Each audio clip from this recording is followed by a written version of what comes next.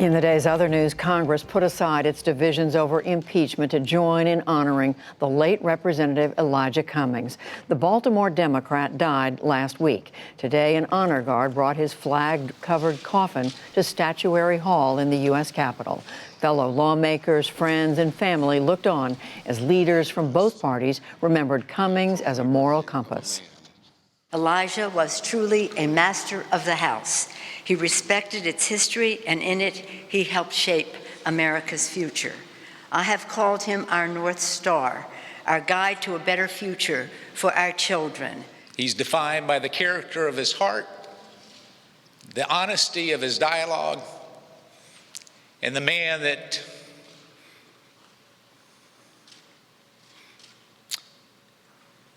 we will miss.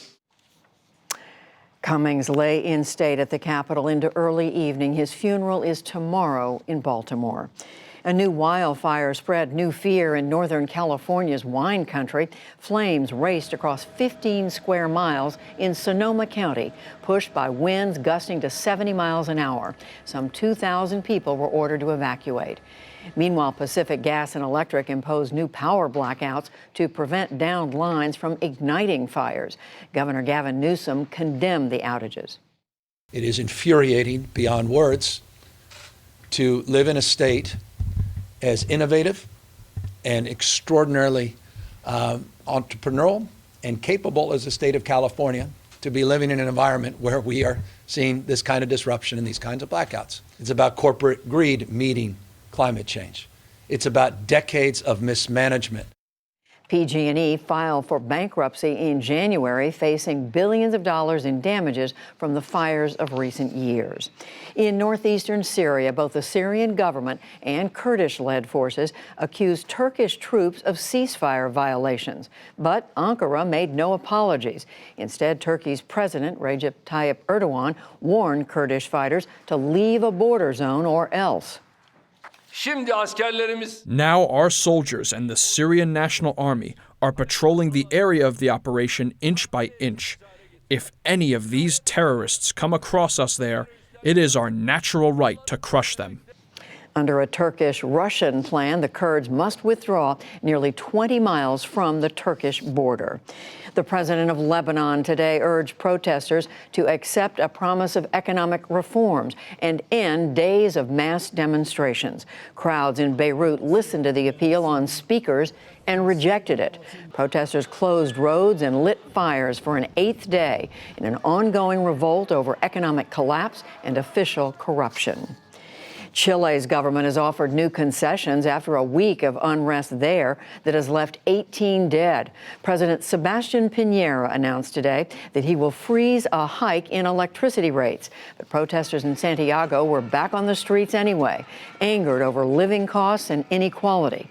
Others returned to work a day after the latest demonstrations and riots. This is a tragedy for Chile. I think that the majority of people, the ones who do not go out and protest and destroy everything, I think they feel differently. These types of things don't do anything good for Chile. Meanwhile, protests in Honduras turned violent. Hundreds of people demanded that President Juan Orlando Hernandez step down over allegations that he aided his brother in drug trafficking. British police confirmed today that all 39 people found dead in a container truck were Chinese citizens. The truck was discovered early yesterday in an industrial park about 25 miles east of London. The victims included 31 men and 8 women. The 25-year-old driver is being held on suspicion of attempted murder. And in Spain, the remains of the dictator Francisco Franco were exhumed from a state mausoleum and reburied in a private crypt. Franco's family carried the coffin away as supporters gave the fascist salute. Others said the man who overthrew a democratic government and persecuted his opponents did not deserve a place of honor. This decision puts an end to a moral affront, the exaltation of the figure of a dictator in a public place, and takes another step in the reconciliation which can only rest in freedom and democracy.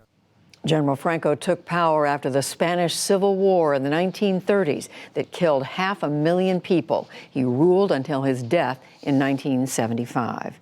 Back in this country, Ohio Congressman Tim Ryan dropped out of the 2020 Democratic presidential race. He said he will run for re-election instead. Ryan's departure leaves 17 Democrats vying for the nomination. Former President Jimmy Carter went home from a Georgia hospital today.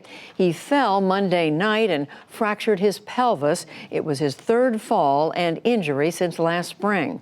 Mr. Carter is 95. He has lived longer than any other American president.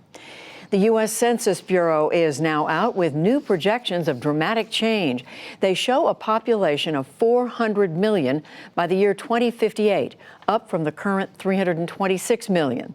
It will also be more diverse, with non-Hispanic whites dipping below 50% of the population. And there will be more senior citizens than children in just 15 years from now. And on Wall Street today, the Dow Jones Industrial Average lost 28 points to close at 26,805. The Nasdaq rose 66 points, and the S&P 500 added 5.